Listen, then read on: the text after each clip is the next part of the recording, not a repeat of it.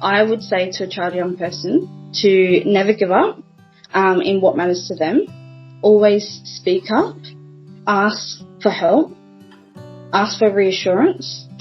I know it might be tricky, but never let someone take your voice away, as that's your right.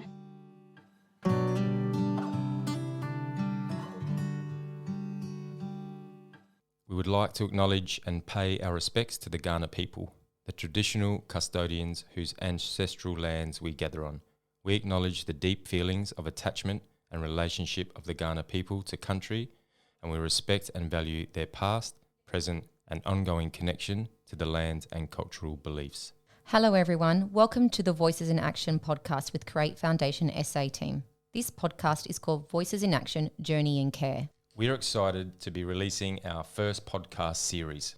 We have episodes lined up to appeal to the out-of-home care sector, fostering change and advocating for a better future for young people in care. We hope this podcast is helpful for children and young people in the care system and inspires you that you are a valuable human being. We acknowledge that the topics discussed can be potentially triggering, so we encourage you to take care of yourself. Check in with yourself at the end of each episode and seek support if needed. We've listed some support services in the show notes. Welcome back to the Voices in Action podcast, Journey in Care. Today we have myself, Angela, and we have Jessie, who is also part of Create. Hi, Jessie. Hey, guys. How are you going, Jessie? I'm really good, thank you. Very excited for today. Very excited, me too. Today we have special guest. We have Jasmine. She's a young consultant, and our topic today is connection to culture. Hi, Jazzy. How are you going? Good, how are you?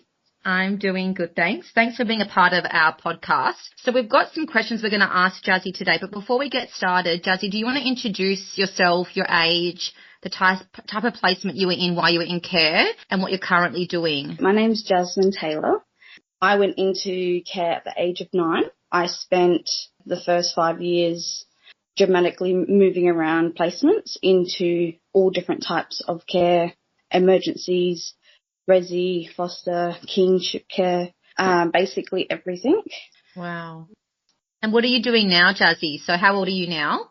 So I'm currently 23 years old. I'm actually 24 in like 5 days, which is pretty crazy. Oh my goodness. Well, yeah. Happy birthday for 5 days. So yeah, very exciting. Nearly halfway to 50. And my involvement with Create was very slow when I turned 18. Didn't really know the organisation and wasn't connected. I had some workers through Centre Care connecting me through a different avenue, not for children and young people. And once it aligned with everything I was doing with other stuff, I continued taking the pathway through Create. I questioned myself so many times, and I don't know why I didn't connect when I was younger, but I'm glad I connected now. Yeah, we've had you being part of so many leadership opportunities, which has been so good, and getting to know you has been amazing. So before we ask you some questions about your experience with connection with culture, do you want to tell us what mob you're from? Yeah, what I've been told and what I've also learned, I'm from 3 mobs. Excuse my pronunciation. Okay. Ngarrindjeri is one, Narunga is another one, and Pitjantjatjara were the 3, and then the main Kaurna Plains. Amazing. What does connection to culture mean to you, Jazz? Having a different childhood and growing up in the system, I definitely am not connected to my culture as much as I should be. But in those times where I can connect or could connect with the land, it felt very spiritual inside my body, as well as mentally connecting with ancestors, with all the stories my siblings used to tell me, how spiritual and connected I was to ghosts and stuff. I've connected that way, which is a weird way. It means I feel like it could mean having a house, just simple food in your belly at the end of the night, going to bed with the loved ones that are around you. Yeah. Yeah, basically your safe haven. That's what I interpret connecting to culture means to me. Yeah, beautiful. And I love what you said about the connection to land and that spiritual connection. I think that is just so special, and I love that you highlighted that. Yeah, so you mentioned about it being a bit different because you're in the system. So what do you think some of the barriers might be for young people who are in out-of-home care when they're connecting with their culture? Lack of knowledge being passed down, lack of knowledge of parents or elders, knowledge being passed down to them. Someone might not have opportunities to connect with resources that would search or could find anything for you because that referral with another service hasn't been done before. So then that just automatically cuts that person from connecting. Lack of teaching from any area, whether it's from the social worker, whether it's from the whole care team. So they're like coming from a bit more of a systemic way. And then for like an individual, the barriers for them to connecting would be they might live so far from actual hometown or people that they grew up with. You know, don't wish this upon anyone, but no one could be around. So then there's physically no one where they could ask because they're passed on. The other one I thought of would definitely be the age. Their age is critical because they might not know how to ask for help. And even when they're older, if they haven't been taught that, that age will still come into account. Do you think for a lot of young people or from your experience as well, is connecting with culture something that young people really are wanting to do or something that they maybe don't know as much about and therefore don't know, like you said, know what to ask? Or a child or young person of culture would love to be connected to culture in every way if it was introduced to them right, or if they engage them in another way of looking at it, like activities or events such as NAIDOC, reconciliation, all those events. Personally, I would have loved to have grew up with more embedding the culture, whether it was in the house, whether it was in the school, and there might be a barrier where that child or young person simply is too disconnected and then now doesn't want to go down the path of connecting, and that's okay as long as that person is sort of set up, you know, here's the information if you ever want to. Yeah, definitely, because especially they might be in one point of their life, it might be a bit daunting thinking about it, but then a few years later they might have a lot of questions and be really keen to learn more about their culture. So I think that's a really good point in making sure there's always opportunities for them when they're ready. Hey, Jazzy, did any of your social workers help you be more connected to your culture, or do they create any cultural safe environments for you? Like, do you have any examples? When I was in Queenstown, I had that last social worker, basically. She did a couple of things when I asked, and the first one was having someone in the business of writing genograms. So they did just my extended mother's maternal on an A3, and then this guy sat down and he told me what my like first, second, and third directs, and then anything outside was just marriage or extended. And I was 15 at the time when all of that got explained to me. I was pretty in the very teenager, not wanting to do a lot of things with my life, but I was intrigued in this, and little bits of that just sparked me reaching out further if I wanted to, because he had given me information of possible family and extra family that I didn't even know of. Wow, I love that, hearing this. And I was the first person to get as much as that information, like after so many generations down, and my sisters absolutely love looking over it. I love going back through time and seeing who I'm connected to, and that was really awesome to see it down on paper. That's so good that they did that with you. It definitely it kicked off the journey of wanting to see more, and through other services and through other workers, it's more extensive therapeutic story lifetime in the same sense of your family tree. And I realised and I learnt that there was things that I didn't see within the family or patterns. So good to look at it, because then that means I have that pattern. Yeah. Did they do any other activities with you, or did they take you anywhere or do anything particular like the social workers that you can remember, during a time of care to keep you connected to culture?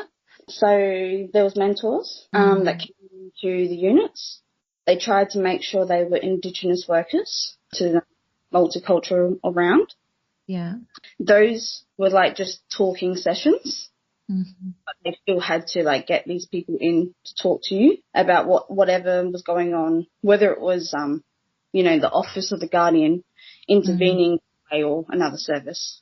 So we definitely had the talks. I got connected with Aboriginal medical services, so that was just a little bit easier for me. And other than made it paramount that we did a lot of outdoorsy stuff, whether it was campfires, bush, like big hikes, and that was just to create us getting out of the house, being motivated, and making memories, of course.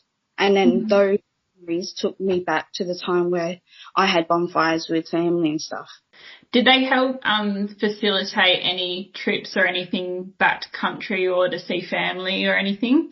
There was trips to Mount Barker and Mount Gambier and Murray Bridge, those tourist attractions, and they were really cool, even just to learn about their culture and that experience.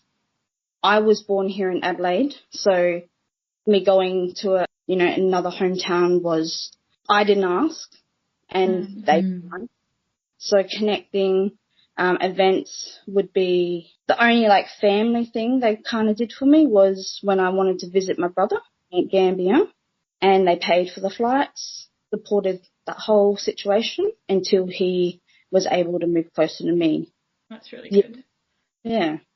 What are some things do you think that social workers could do better to help young people in out-of-home care connect with their culture? Or for your experience specifically as well, what's some things that would have helped you? So there was the chef and asking whether that person could do it, but making traditional foods occasions and then eating traditional, so then if it's all traditional. And being the only Aboriginal girl in that section, I was the only one asking for it, but that was okay. That was probably a really nice way to, keep the connection going. I could go to reconciliation events, anything that connection-wise, sibling connections. I was pretty active and definitely put my hand up to a lot of things. So that was pretty awesome that my social worker continued that. I was able to, in those services they connected me to, they did camps and they did workshops and they did sessions through school holidays. That was a really cool part of my life because I got to experiment with art, and that side came out. Got to learn on my talking skills back then, because you used to talk about what you did. There was a lot of murals I've been a part of before I started doing things with Create. There was a fair bit, but mainly I connected myself with those events by asking the social worker. It was the other way around. Yeah. So do you think, Jazzy, the social workers should be giving more opportunities to young people? Because you had the voice to ask for opportunities. With however their methods are, whether it's apps, or actually telling them. But yeah, there aren't a lot of people out there like me that can speak up for what I want. So those people speak up and want to connect with these ways. Social workers might need to have an automatic, like it's in their automatic checklist. Yeah. Even there are things that are already there. But there's no harm in, if that worker has gone, say, 3 weeks without connecting to that person, or maybe, 2 months. In that time, I feel like a social worker could do their own research and their own thing, and they can come back and be like, I don't know if you want to seek more information, but here's, and it all depends on the age It really does. I know they're implementing apps now and survey tools. So if they wanted to not jam pack, and overload a kid with information, there's a certain point they will do the prompting and the questions. Yeah. Because you mentioned as well that you were 15 when they talked through your family tree and your relatives and stuff like that. Did they do anything with you before the age of 15 to talk about connecting with culture, or did that just sort of start happening as you got older? It actually will be quite funny and probably a little bit tokenistic of me saying this. I think it was a matter of they actually weren't ticking off the requirements that they needed to. I think I remember a social worker turn around and said, "Oh, we haven't done this yet. We need to do it." It was, and maybe I portrayed myself as plodding, going to school, doing life routine, and again, not in the back of their heads thinking, I need and back then, 15 years ago is different. So they're probably thinking I'm okay, the unit's sorted it all, but not actually going back further and be like, it's not about whether the unit engages me. It's the fact my social workers before 15, they either deemed me too young or I was too far off in my own world that connect me with culture was going to derail me, or I wouldn't connect because of how disconnected I am. That's a lot of assumptions. And again, it's all about asking me, which I was pretty I could understand questions. Yeah. They almost assume that you wouldn't want to know more rather than having that conversation early and seeing where you were at with everything. There was a lot of judgment, whether it's towards my mum or towards me, or just a systemic view of, the kids in care, they might not want to do any of that stuff. Yeah. And that might be true, but I think I remember hearing somewhere in the unit that they had to do that. Otherwise, it was something that was missing, the care plan or the targets that they had to meet. Yeah. And it's really bad to put it as, obviously, but my life at 15 was pretty up and down, but that doesn't excuse them. Yeah, I was going to say, coming in the past as a caseworker, we often be have a checklist, we've got to go through things, but we forget sometimes just to sit down with the family or the young person and say, how are you going? Do you want to connect more with culture? Do you want to attend to these events? You don't have to. It's there when you're ready, and I'm here to have this open discussion with you. Yeah. I think back in when I came into care, the legislation was hardly in place. So things that not saying today is any different, I don't know, but the things they should have top of more so, they just left it because they were still figuring out. And I don't know if this is also people talking to each other, like systems, courts. But my mum had a pretty bad reputation, so it could have coming from that sense too. Who knows? I know for a fact that I initiated more the connection. That was just because I feel bad saying this to myself, but literally can say that I'm a white person in a black body just because I had to make the initiation. It's like there's no actual real connection there that I've made spiritually. And I still think that. And even though I know I'm black, if I grew up around a really whitewashed system and placements were non-Indigenous, I do feel shame. Yeah, I guess for the first 15 years of your life, you didn't know, who your family were and everything. That's a huge part of your development, and those first 15 years are so big in forming your identity and everything. And so I can imagine that would be really challenging for you. Good on you for speaking up for yourself as well, though, because obviously that can be a really hard thing too. Yeah, that can be. And I don't want to say well done, but you have to acknowledge that your vulnerability, Jazzy, and that you're being real and raw. And I think it's good to see people being this way. And so I appreciate your honesty and your vulnerability in this discussion, because it's tough conversations. It's our identity, as Jessie said. When you're growing up in a hard time, your identity is always playing. So appreciate that, Jazzy. Yeah, and I try not to blame, say, elders because of all the contributing factors to their own lives. And I know I probably care a little bit too much about feelings and what people think. But yeah, if my mum connected me just that tiniest little bit more than having the typical stereotype. Definitely grew up, culture and, running around, but it was just lack of her knowledge. And I'll just tie this into this last bit. Was diagnosed with a brain tumour. So that was the main reason to why I got removed from her care. Her side of the brain that got cut out was impacted to physically, mobility and speech and Wow. So she had this order to basically improve, go to rehab, do everything. And because her incident has impacted all the knowledge that she possibly shared with me. And that got taken at the age of 9. So I had a chance to click my fingers and fix that. But a bit hard. Yeah, it's massive. Massive. Yeah, a lot of trauma, and something to go through when you're 9 years old is a huge thing. So thank you for sharing that, Jazz. Do you want to maybe tell us a little bit about how storytelling has had an impact in your life? I'll talk. I was trying to think about storytelling because this could be interpreted so many different ways.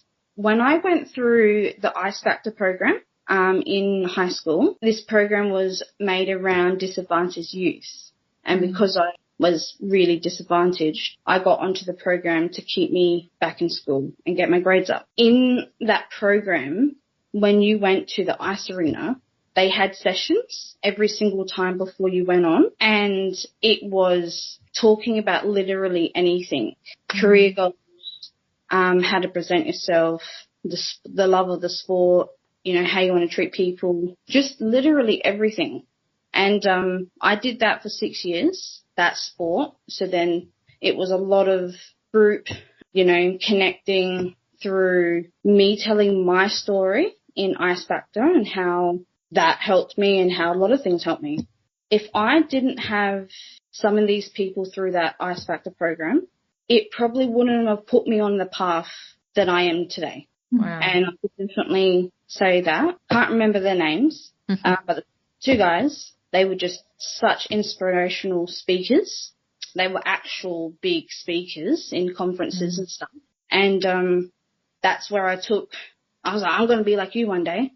And I basically followed his footsteps in wiseness and all these things. And and I became his favourite person. That's awesome. But were you able to, through that, it sounds like you were able to create like your story and share your story through that experience and your connection to culture? Were you able to talk about that? The impact of ice hockey, they definitely did a lot to connect to culture as well.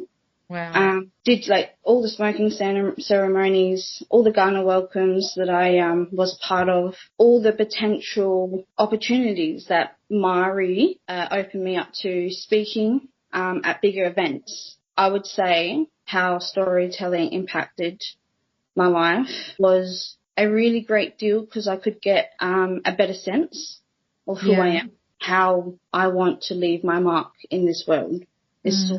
Wow. That's awesome. Do you want to talk a little bit now about where you are currently in your journey with connecting to culture? I think connecting to my culture is definitely a little bit easier now, being out of the system, being a lot older, having the knowledge, connecting with Create and doing all the art projects that they've been having on, and even through reconciliation as well, a National Child Protection Week.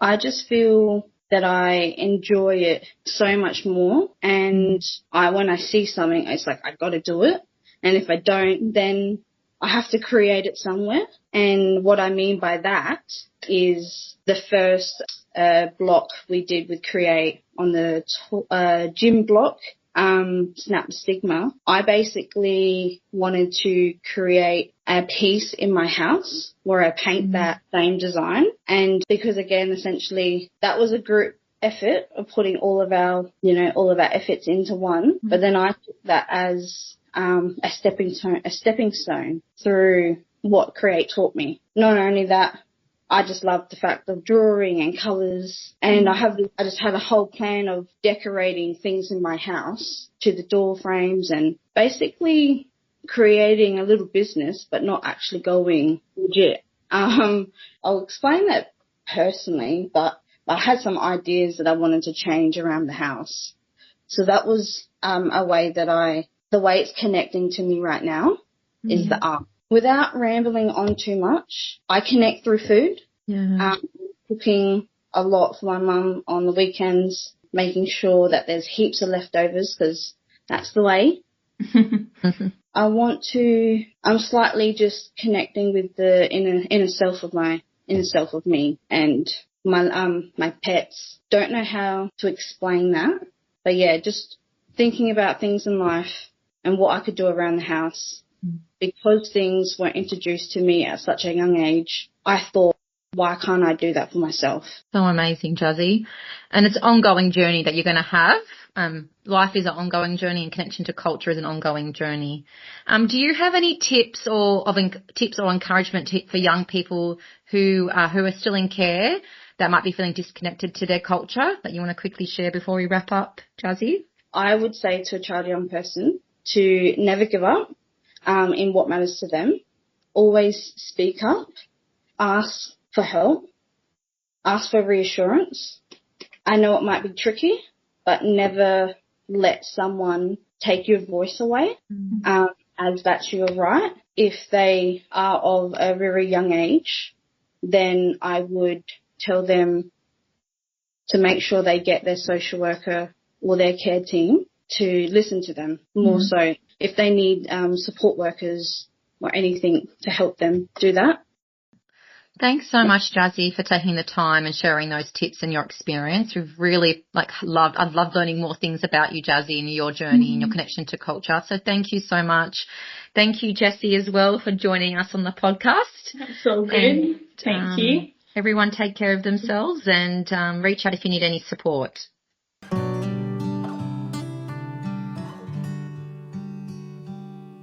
Thanks for listening to the episode of the Voices in Action Journey in Care podcast.